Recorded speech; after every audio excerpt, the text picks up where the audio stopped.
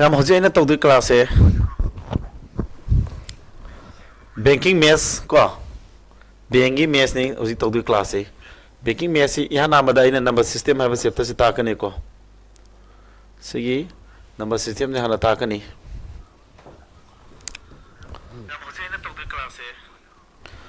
सी खरा पीए को से खरा चौथोन में दिया है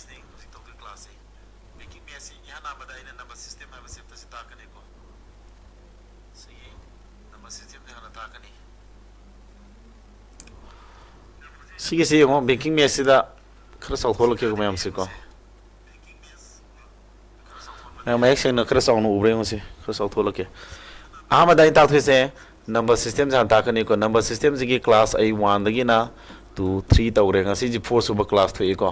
सी तौरनी मथंग सिंप्लीफिकेशन मथंग एवरेज मथंग ratio and proportion question related to age percentage profit and loss partnership सी चैप्टर से अना हजी पीरीब से सी सिगी कनो तौनी को सिगी लिस्ट तौनी को सी पीडीएफ ओइना नोइदा थाजिलागे से ताकदब चैप्टर फुल पुना चैप्टर 10 नेबको आई चैप्टर लिसिंग जी येंगो मथंग मनाव नायना compound interest time speed distance question related to trains bus and car born in stream data interpretation ko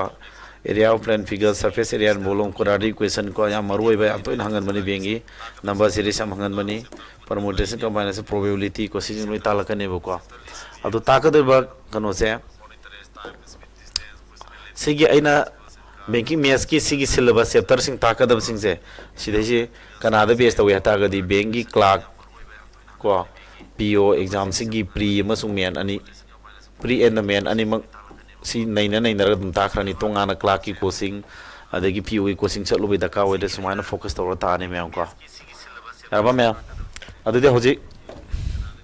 question class लासी को मैम सिगी कनो से पामी तारगदी सिगी पीडीएफ से पामगद ग्रुप तदम हापागे को हौजी तौदे से बैंकिंग मैथ्स की कोर्स की आई गसी नंबर सिस्टम क्लास मरी सुब थोए को अखोय से क्लास मरी सुब से फोकस तौर से मैम हौजी तौदे से ngasi gi se question khara nai na se ko ma'am हौजी आइना हौजी से क्लास मो मरिन ताना कंटेंट से मसे मगा दम तालक दुइनी को ताको मतम दा ngasi gi तौदे से के नॉय मतम दा question ngasi gi diksi question dipan se nai na se ko mamang da khona class 1 dagi na class 1 da akoi kai takre class 1 da takiba class 2 da takiba sing da ayam ta recall tor ke ko class 1 da akoi number system ha ba kai no si matang da nai nare aduga magi basic concept khara nai nare ko number system gi aduga and basic questions ko sigi number system basic questions da basic concept da based over basic questions sing bank clerk amasung PO gi ko pre amasung main gi exam question makal makal basic question ang tani sida yam luba question yaudri class number 2 sida ai atopa makano takre divisibility am takre ko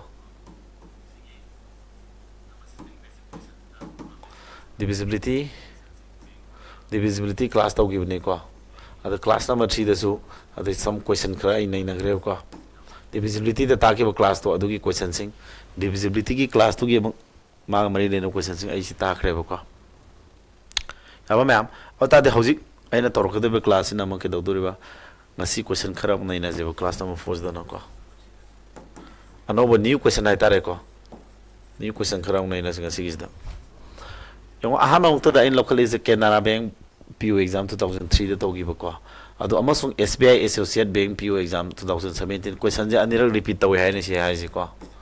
अदुदा हंगिबो question ने अदुना थाइना की previous year की question सिंग को same question repeat तौर को यावरी जिन खंजिलो बदुना lyric से किरन फोंबा lyric लेबनी को किरन chapter wise के को बैंक की मैथ्स लेबनी याम थाइना दगी हंगिबा 1999 दगी हंगिबा बैंक की क्वेश्चन सिंग कलेक्शन लेबनी अदुगा जल ने हो सनाबा याय को यको सिदा higher is the difference between two digit number and the number obtained by interchanging the position of its digits is 36. What is the difference between the two digits of that number? Sigi question jidi answer je second manga sangroi ko second manga sangroi si question jidi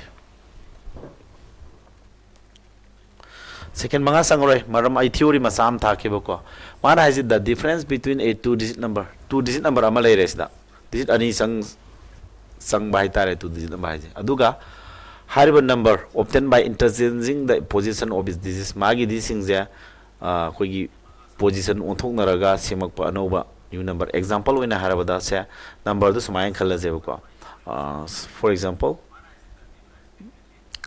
45 hairaseba 45 number je akhona magi digit ani onthok nara sema number de kana tar 54 sigumba yabra na tagana sisma se 60 ga 2 hairase magi dising onthok nara sema number du kana tani 26 asugumba number ani kyandai ko asugumba 2 digit number am lere magi dising onthok sema anoba 2 digit number am sema mabane gi ke doba khena bas kya ne hai no 36 ne hai re what is the difference between the two digit of that number see adu di number du two digit number du same da sangi ba digit ani du gi ko difference of digit 7 difference of the two digit ko asai gi two digit number je same da yauri ba digit ani du gi khena ba du kya no hai ne nang khangada ba ma two digit ama number ama lere adu ga magi dising on thong narga sema anoba two digit number se mabani khadung na fall je matam super sigi difference se suguma number singi difference se always kanani yenya hai matam da always 9 yenya gane ko 9 yenya gane suguma je yan dawro ji ko amaka na ge ko two digit number any number ama lening ba leje snova hariba two digit number se magi digit sing do on thong narga atopa two digit number amaga mung seming ko hariba semi ba two digit anoba siga hana gi duga ani khena ba fall khadona ba fall ai tare ko madu 9 matam supadi anjane ko 9 matam supadi anjani adugi mogi difference to 9 yen biani 9 yen mada thungai buduna digit ani dugi khena bane ba hojiki du difference to kya ne hai adugu matu digit number gi difference to mana kya ne hari ba difference to mana 36 ne hari masin 9 yen yadra 9 yen mada thungai ba fall sina digit ani dugi khena ba dum mora mane ba aduna ain example p with 62 hani erase digit ani khena bas kya ta 4 da dra ore on thong na kan da kya ta 26 ma bani difference adum puto 36 tara mane ba ko 36 ta dra atopo so kon example atopo se law yare number ani du digit ani du 4 khena ba wen ga da ba 4 khena ba di 7 oi tara 4 khena ga ta di 3 ore ado this on thong na ro di 37 da dra ani difference am yengone si jo dum kano tarang mane 36 tarang mane ko 36 tadra aduni aina haningi ji kai neba two digit number ama leraba hariba two digit number ji sema da yaur bidis ani ji on thong daraga anoba ma seme makhoi ri gi difference matam subada 9 nya ne ba ado hojik difference 36 ne hare 9 nya dra 9 ne mada thungai ba 4 jina kari tai no ta digit ani do kya khena gi tai ne kari ma difference to na 27 ne harama ba madu 9 ne nga da kya thonge 3 thong da ta digit ani do 3 khena ne ha for example adu ta digit ani 3 khena de kana no be ama 9 wata de ama 6 wata re ko adi ma bane gi digit on thong na 69 tara mane ani difference ngone 96 ka 69 difference nga sai 27 si ta ne 27 ta dra samana har ko aduna sigi question de am on thog hang ba ya bane ado ma'am कन लुब नती अदुगा आइना हारमगदबा मा आइदी all round ताकपनि mess बेंग सु अदगी SSC सु lion ताकपनि ना सी question type सिदी SSC दसु दुम हंगी मैम को अदुना एसएससी गा बेंग जे क्वेश्चन नेस याम खेनै खेना तारगा सु माना बसु मैम यावरिबु को अदुना सी एसएससी दसु हंग question type SSC question type सु वे also एसएससी क्वेश्चन टाइप सिमजु खंजिलो तबदब एसएससी ददि सुमाना can not be determine none of this काइप ऑप्शन जिदि मादी यावदे cannot be determined has a banking gi luhal is ke na matamda masi hot pangamoy ansa pu thopangamoy hai ne ba ko aduga option mari hum piri si matak natra mari piri je di bo sida answer am te yaudre ga hai ne ba sumana option ku pi sina ju question je kitang luhan mai wa ne banking is na ko tamna ta ke mem ko class hod ngai ri sata su kai khar komjin gi ko noi sata tara mu ngai ri yauri su anuba sata sing adum yawu ya ne ko akoi di SSC the focus tower roi banking mes ar banking ka focus tower ni ko aina mes ta poi wane akoi is banking foundation base ni tawri se GK gi oza tonga leje english ki leje aduga reasoning gi leje bu ko next am la je if the numerator of the fraction is increased by 20% and its denominator by this then the fraction so obtained is this what is the original number syndicate bank PO exam amas united bank da hangi anirak repeat tawi ko se aduna ma'am aina size hagi baduni samana question ja dum repeat tawe si khangmo making this thaina previous sahi ngallingai matam gi 2004 ga haising asidagi sahi kun mamangni sumada hangi question ga sahi mari mangalai repeat tawri sumaina hauji na repeat tawdra bawda sigi nature sigi question design de khara onthong jin tawra dum question adum hangba yai ma'am aduna thaina gi previous year pa matam 1999 adwai dagi hauna question collection tawba lari adum lai adu sing du pa ba adum kana ni simai good advice ni khoina mayam tharam disi ko aduga sigi question type se hotring na hana haoge siju SSC type ko SSC ju ta kuni na ina haije dum thajoro ko si GD daga songe SSC gi ko numerator fraction do mana a b ni lo fraction do sorry n by d ne lo jare numerator by denominator ning khalo lairi basi ki fraction do mana ke do hai no numerator do na 20% hengal le sida percentage ki concept ma sam sangi 20% henga taraga di sam do kun henga panina kanam puri ni sam do kun henga di sam do kun henga pa number 1 20 by 100 no puri ne ko aduga ma khazne ke do ba denominator sina 25% hengal le na 25% henga taraga di 20% hengal pe symbol ni ko sina hengal lagadi aina mathak ta sikai tenjai ka bi hengal hani ko sam da kumanga hengal adi kana puri ni hana le ramdo sam da gi kumanga hengal pa number 125 puri yo yam live trick ni ko si yanda bai ja 20% hengal adi sam manung da kun hengal ha mena sam manung da kun hengal pa number 125 puri ro 25% hengal adi sam manung da 25 hengal da sam 25 puri ro ko numerator by denominator si le ra numerator tu kya hengal le ba sila remi numerator se ma haja 20% hengal le mani na kya lani 120 by 100 lani khar tapna taksi ko ngasai speed su tai ko sijo dum speed to holwa ju yai ko adu ka kya tare ba 355 adu di aina holaga di aina thuno holwa raga di manga ga di kumanga kumari kumanga si ka sakrani kumanga se manga om traunga kumari ipan the horen lakh de answer je sini what is the original fraction ai shortcut khara tawge ko sangkulani ni fumanga sani gumdra kumanga hum si bi tara ani ko azum ai shortcut te dum ta ke ko aina tawri sima na speed saina shortcut man calculation tawbi ai ko kolom thadana sig level da thuba ya ni ko ado aina hoji tapna ta ke nga sai tawru bi ni ko sa number do makhada lai dusna kya lani denominator da su kya hengaleba sa manung do kuma hengaleba 125 by 100 lani kalthana aduga ke tare follow kya ne 3 by 5 ne hari sidagi equation nama same aduga holani ko aduga bengu by exam thaninga di angka se khara lingba daka wai ko mana question khara lui ko SSC dagi adu SSC na lai habe wane mazu competition ya mwangi adu banking gi ms khara concept strong oi badaka oi ko concept strong oi ninga gadi akoi class adum yaw be yare sidagi hena sonba gi khuta 011 bs ka su lei ba gi ko si ko tan ro ata din akona n by d ji khuto ki 125 matak chakrani karan jakini si ko 120 makha kumani adu ka tan ro manga ka di kumanga ko adu hum ka di kya no manga ka di nipan hoi 5 by 8 tai soi gre na hom ka ni fu manga ka di ku manga 5 by 8 tai in man ko sin to soi gi ni mem jar ka skai di ko sim soi jor sun mutat pasi posna masina sa tare ko sama dor ka am lu bang ka di na te ko me man ka sin to du kitang pa ba soi gre ko next the number obtained by interchanging the two digit of a two digit number is less than the original number by 27 question number 1 hangi ba type to ni ko si sida hangi ba question ja question number 1 type ni hoji question number 1 type to ni yam khangam godre ko numerator se the number obtained by interchanging the two digit of a two digit number aduga dangna khangada ba ma bengi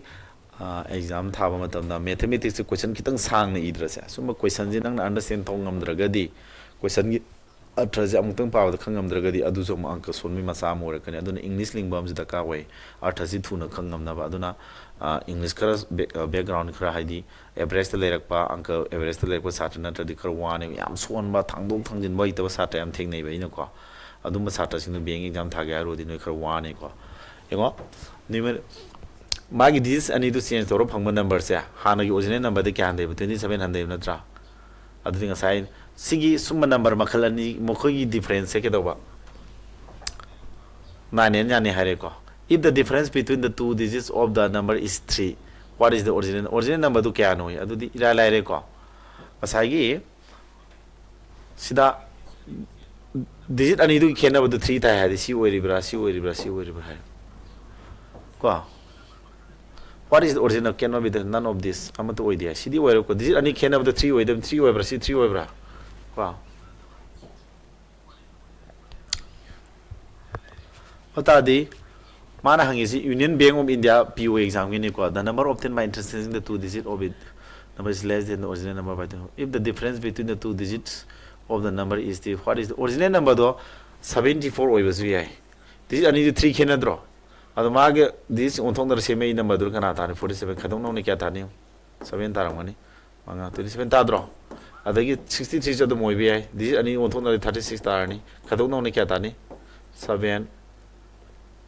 27 ta dro ani man saw bi ai adu answer bi ya base ani thue option A ga B ga cannot be determined as or 85 or none of these has ya this the answer soidro other man option the typing to buda ma soram ngani ko ani jimrong na ma so answer oram ngani ko ani ibe ya de yengo ai nai sumdro makoi gi difference ke do ba 27 han original number ama number obtained by interchanging original number du kana tani original number do 74 ne hai ba original number to 74 di magi di sing onthong dara sema number do 47 ne 47 je hanai original number di 27 handai sumdro adu original number do na si 63 obe ba adu ta di magi di sing onthong dara semi ba number anoba number 36 mangon da gi 27 handai mana haiba condition summe adu digit ani khena ba do 3 ta ne 3 ta ri dro 74 khena ba 3 ta 6 ka 3 khena ba 3 ta adu ta di answer je ani obe yare adu na answer ani do ibam thokte typing da si ani jimong da mai hinjin ma na tag learning na sor ko ma aina like afabadagi collection to bune na ko typing mistake kuma madi leire ado khangdi khangjelo si ani jimong da answer leire habado madi ko ai ju ko checking ta udre noi tak to rubani haraga in preparation ju to busu nang hode ba koidi thabak su kar sin mani na aduna kitang sima ma'am ne excuse to tare ani jimong da madi sa yarni then Bank of Maharashtra PO exam 2008 ki PO exam question ni ko if the numerator of fraction is increased by this and the denominator of the fraction is increased by this the resultant fraction is this what is the original number asai na taki do samana si me an homang am to tawro yengo paramdi aina si taki do na hegram na adu homang na tabi the speed hainara ma se haraga su yai ko and if the numerator of fraction is increased by c ko adu this my la ne Dashina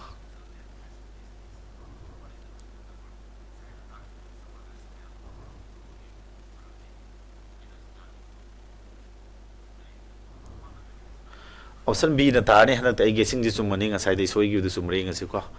number ani do aman n by d loro numerator du man kya hengale ba sa manung da sani hengala di sa manung da sani hengal pa number di kya no sa manung sani hengal pa number di sa hum na puri rani denominator do na kya hengal pa sa manung da kya hengal pa 150 hengal sa manung da 150 hengal pa number di sa manung 150 hengal di sani hengal kinatra matasi 250 la ni aduga tarai ba number do na kya ori hai ba 7 by 10 adu ni number original number do kana no have ne ba ko adu original fraction do kana no have ne ka thanu sam de ka khrani 250 ji matak sakhrani ki n by d le hore adu di 7 by 10 lai besida 250 ji matak sakhrani aduga 300 makala ni ko adu ka thana di yankai na ka adi kya tare yankai manga yankai taru manga ka adi kya ta ani matak ta 7 le hore maka da ani taru tarai to adu 7 by 10 is that sa ai kolom thada na haidana ko ngasai ahan magi ama takrame su ma je among hananga kana de khumanga mo ko si type se adum SSC da hoji hanak lete sahi amani gi SSC question da adum hanga le ribine ko se ko si banking da hangba question type wara ko so SSC da hangan ba type common way ba type so dum yawe ni sa have dun ko sina Indian Overseas Bank PO exam gi question to ne tawre ko ngasi je adu di ngasi in a two digit positive number si matang sida ngasi tawri ba se ngasi gi topic se number formation gi matang ni ko number system gi number semagi number formation gi matang ne basi tawse in a two digit positive number the digits in the unit place is equal to the square of the digit in 10th place kasagi unit digit adi ke no two digit number lai re sidam lai re unit digit lai se kai do ba 10 place ta leba number do adugi square adi square to sida suppose sida 2 lai tara ga example sina unit digit lai je magi square torga tar 4 we ni have ne ma je And the difference between the number and the number obtained by interchanging the digits is 54. Hariba number siga magi digits ngothong na sema number sike doiba. Madugi khena basi kya neba 54 ni. Sida khena ri basi ngasai khana ni nya ne matam subuda 9 nya ne da 9 yen thok kya thungya 6. Adun ta ko di hojiki digit ani ja difference. Digit ani ki difference ya. Digit ani ki difference kya ta ni ba? Difference of the two digits. Digit ani du ki khena basi kya ta ni ba? Makhogi tarakpa difference to 9 yen thukan thungai ba 6 na digit ani ki difference oini have ne. Digit ani du khaduna ga na 6 ta ne. What is 40% of the original number? Original number dhan putuk tare. Question kita ma kosi lini ko. Adu original number dhan putuk si. Kasagi digit ani du kya khena ga da ba 60 khena ga da ba. Aduga like eduri ba ani du ke dora amana amagi purpose ko awdu. Unit digit ta lebidu se 10 place lebidu purpose ko ane. 6 1 wadi 1 purpose ko adi 2. Ani 6 khena ngamra ngamroi. Yaroi. Ata sina 2 wadi sina 4 6 khena ngamde. Sina 3 wadi 3 39 tara mani original number do. Amana 3 wadi my purpose ko awini hagim ni ko adu di 39 tare. Adu difference digit ani ki difference 6 ta ani have do tara do sya. Tare ko adu original number do si tara ni. Har original number jigi kya ma 40% putu hamna tro. Si 40% de kya ta 40 by 100. 40 by 100 di kunani kunmanga 2 by 5 putu hamne. Adu matha si kya ta ani pan try pan ko si 2 by 5 si sambe yai ko point matung de 8 laiba thi duini adu laitre none of this tara mani. Ko none of this tare si answer ji ko ai thuna aina swai jaga ji de answer tak lona la mi je si gi sang do thu do ni ko baram hai rake mu tuna puri di ani pan try pan ani hum taru samai dia tarba makha da 5 ni adu 5 ni en bai di mathak sama khal tuna puri wa bam lai ko o ai swere ma mai thak pam yauri ko aina ne pa ba jodre 6 loi ga da 0.6 loi ga da yawi none of this nate 0.6 loi ba ma yauri ko sin answer oi ba ma none of this oi ba ma smai lak ni ko adudi phani en bagi di mathak sama khal tuna puri yo tuna puri di makha 10 mathak ti ani pan tra to ni che tram ni traunga tu ni 10 am yen thodi 15.6 ko option number A tare ai mai khar thai ko ma ai none of this size poisi dagi kariba ye na loibe wakhal lai gre ko am tu na puri ge do u do ba step ama kitang kano to bai mai tha ja de ko ai na mai calculation to uji tambi ge do do ai ji mai ju khar thai ko adu no ni sum tho ya bra aduna angka ji swai jaga de chatlaw na answer ura ga samjin lo ba ko swai da dum nga lai ge no ba yan da bra 40% putuka na 2 by 5 na 39 puri to re adu 2 by 5 na puri re 2 mathak se 2 na puri do re adu makha ja ko na 10 ola na 2 na puri do adu di mathak sa 2 ama sum yaw ta ba mathak su makha ja 2 puri re ba adu ta di mathak ti 2 ni suru min 4 adu 4 9 ja 36 6 na loi ba thi ga dong ne ba do aina ngasai gi 2 mu puri wa lo re ani fan try fan 8 na loi ba hai ro re adu soi ko yara ma'am kasu lu boy disi next if the numerator fraction is increased by 1 by 4 and the denominator is decreased by this the new fraction is this ngasai gi type to this adum nang na sida kari knowledge fangi ngasai di nai question da question type ama sum uru unga ga hangdra aduna repeat the we have the previous year gi question type se on thonjin toroga repeat the we have aduma sida khange bo ko adha theory ma hage ngasai hana le number ama 20% increase tawradi kana ngasai puri hagi 20% increase tawradi cha manung da kun hengal habani na cha manung da kun hengal number 120 by 100 puri habani aduna tabida 1 by 5 hengal le hataragadi cha mangai manung da hengal habani sina ma hajina adudi mangai manung da hengal number mangai manung da tarun puri ni kana bra handa bor madi mangai manung da ma handa bor magadi kana puri ni mangai manung da ma handa number di mangai manung da ma handa number 4 by 5 puri ni sigi matek formula je khangjilo atadi numerator n lauro denominator sini lauro number do hoji mana keda we hariba numerator do increase by 1 by 4 adu de hana lere madu de mari manung da mengal di mari manung da mengal number 5 puri ni denominator do na 1 by 3 hande harimna denominator do ahong manung da ma handa number di kana 2 sina puri ni adu kya tare heba 33 by 64 tare hai atadi original fraction n by d do putu hai original fraction sigi n by d ji putu ke taraga di akoin tawdu singa 33 by 64 lay base akoina thangdo 2 by 3 je ke doctor current sana duine ko adudi si chatpada haigedra sa chi hainaba khara step ama smai dawsi ko n by d lere sida fraction na mathak thamji lengda thamo si mathak tabu 2 si lengda thamo si 3 ji mathak ka duine ba si 4 ji makha kum duine tra adu tadi sini laktuisi adu sidagi n by d putoke tadi nang satuisi 33 by 64 leibisida makai 2 4 jaji sum chakrani mathagi 5 3 jaji makha laktuini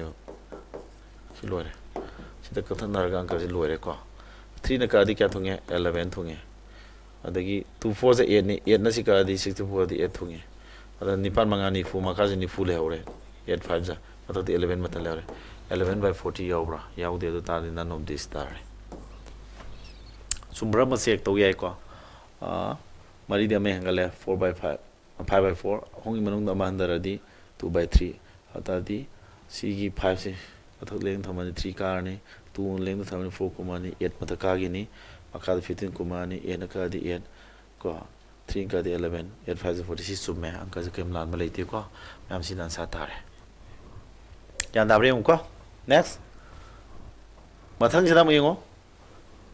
Indian Overseas Bank PO 2018 की question nama among le ma'am sing ko twice the square of a number is more than 11 times the number amale si equation sagat pa question ni ko ai gi sigi equation sagat pa je sat yam son magi ko equation formation changba question ne ba sigi type ki question jing ji hot pangam na ai 011 class to equation sem kan na tami bani ko sat sing do ko sida hangi question equation develop ma taw tare kamaina mana pyramid number du khangde the number can have which of the following values number du no obia value du kana no number du putok tu number du ngak tu khangda mina x ni khalo equation sa do re twice the square of a number du gi saruk ani habni tu no puri value ji ko is masini heli more than 11 times the number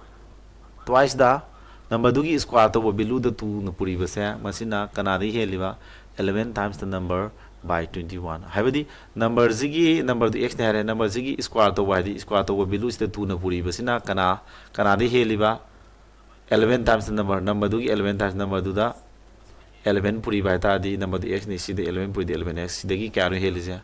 hen means khadung nar tar phone du ne kya ta 21 ta hai ata di kaino number du no we bia bilu du ne x putok tu ne adu ta di twice x square minus 11x minus 21 si di quadratic equation tare adu yo quadratic equation tare adu quadratic equation solve to bagi trick tu khanga di laira ne si puri na bada kya ta ba thira ni sa puri na bada 21 ta ba aduga minus lai no khadung na raga na 11 ta ba number do tingamra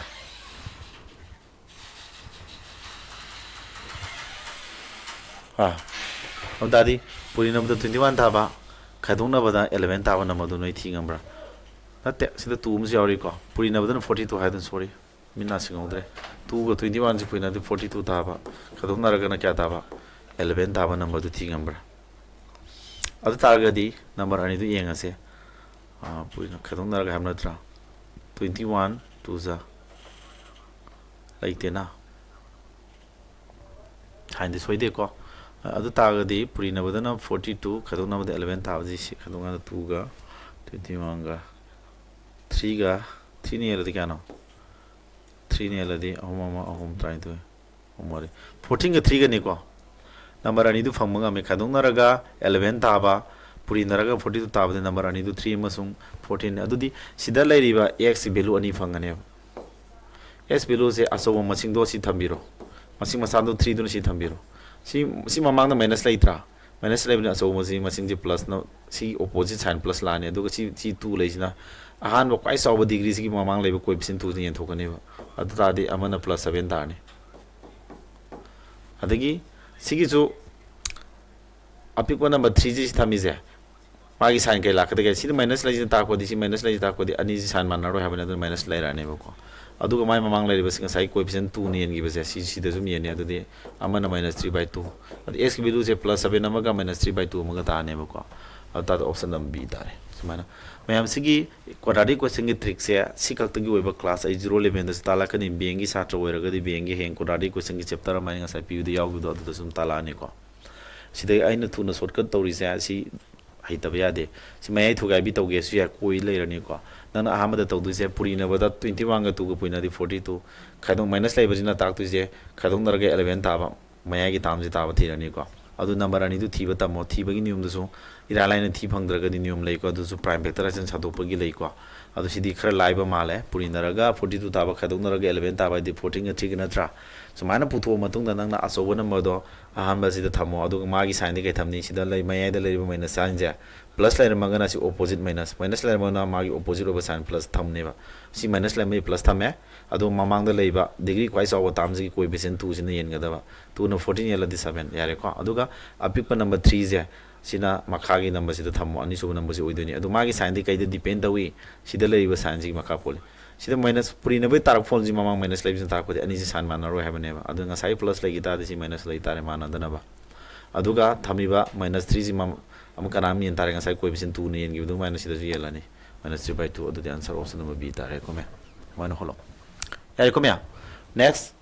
question number 8 last question ko sina tawdu sina ke tawdu ba the product of two consecutive even numbers is this thangna lebe even number ani puri naraga sita which is the greater of the numbers adu option tick ta tawsi ai ko sidi option tick no jani me am question tak pa ba sumain option tick yani ga have do to in hola gang khang kini question under by risk ki bank pio ko sigi type si ssc type ne ko mem si jo ssc question type ne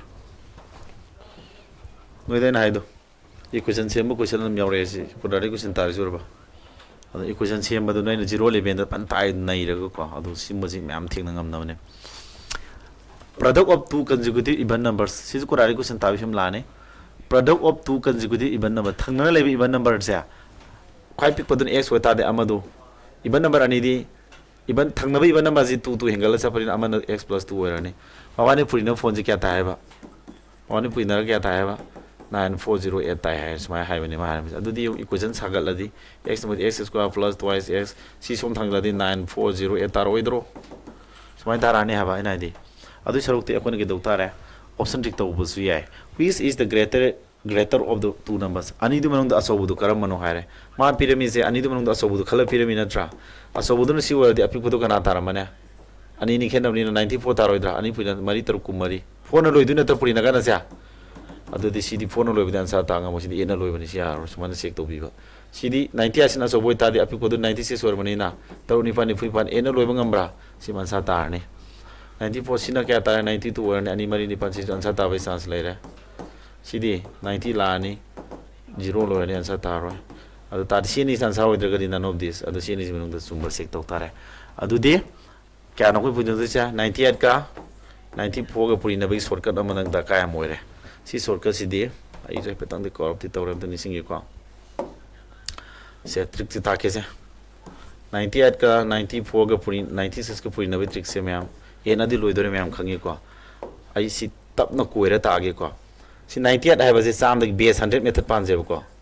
base 100 method pan nganda si amata le de ma ji thura ni ko si ni si check to di ni hoji si sam de kya handai -2 sam de kya handai minus sam de kya handai -2 si sam de 400 ra bata de akoi na hoji ke dawni sumani thopi ra ne sam da gi kya handa ge ibire si 98 si 96 sam de kya handa ge ibire ado akoi na ahama thamma je si ni karan pina ga da or 98 take 4 khai do di 94 sumai thamma ma or nang na sidai to ge jai ko 96 khai do 94 dum ta do na tro sidai hot kera or sidai hot kera kusi ni honi mam holo yare ko 96 khai do 94 98 4 khai do 94 dum sum le re ko ado ani mari kya no nipan digit ani su na 0 ma pas mai 9408 ta din taraba option number b de tare मैं होजी की पूरी वेचिक तो खंगोई को हम का repeat तोगे को अतोपा 94 का 92 पूरी नजों तोसी 94 का 92 पूरी नबसी थुन हो जा रे अदु तादी 92 से क्या न हंदरी से तरु हंदरे अदु 86 amana nipan handare amna taru nipan taru nipuma sitarani ani puina phone je hoji ki tik tu sinaraga si thuna hainga madra adu tam sumreng ji ko se kamaina hoji ki tik tu sinaraga tau se ba ko kamaina haidi sina kya handaba samne handai ji -6 sina samne handai ji kya na -8 ta de akoi na si thamam da karan chal loi bane ba 94 dik 8 khado ta de kya ta re oda de kya ta re 86 ta dro 86 thamani aduga mathangi thamam da si ni puina taruk ni pan ni puin diji ani sura mi 0 ha poro sida di ani mari ni pan diji ani suna ba 0 men bai wane aduna sigi trick sam kana bani atai de su ko adumai tawraga sum calculation gi shortcut masa dagi C quadratic question sagal amadi angka kuirani adu tagadi option degi hotpa yani si question jimadi haibana singba si mayam holaka na si gi idea question sat pabaga option chik parman fani ga have se toin hotpa sar uduine mayam sumai tawdana ngasi gi bengi class number mari subo ko si tawre loisale ngasi ko ado satra singji yam yaudri maramdi keno da akoina so advertisement kanna tawdawni na ado akoi di tak ba hore marak tu yausin jarasu yare videos wadum available ohelani akoi app ta video thagat pa yare akoi app makalani ani de gi video thagalakani boko ada mayamna akoi vision academy se support to biro yobini mulere ga so class numit mari mangani housing grena trak chapter ma hogre ha no problem maram de akoi gi video adum recorded adum pibani na amani fuda akoi na akoi gi team oja taru ko loina na akoi na hona jari bese mayamna support to bi boina ko adu kan toro mayamna akoi smaina sia to biro adu ga yobini mulere ko yam hongba affordable fee de course yob ya ne mayam ngasi di sidalo silasi ko adu hoji yauro leiba sata singna jo akoi group ama semis da noi khangda ba daw leiba akoi na tak da thuman gre habana singba leira ga so dum hairo obu ko adi si bengi kanoni na mes khara 11 kitang wang mani khadang khara thorap na ta ke adu sida yam 16 0 11 mes lei adu da dum yaw yani ko ko silage me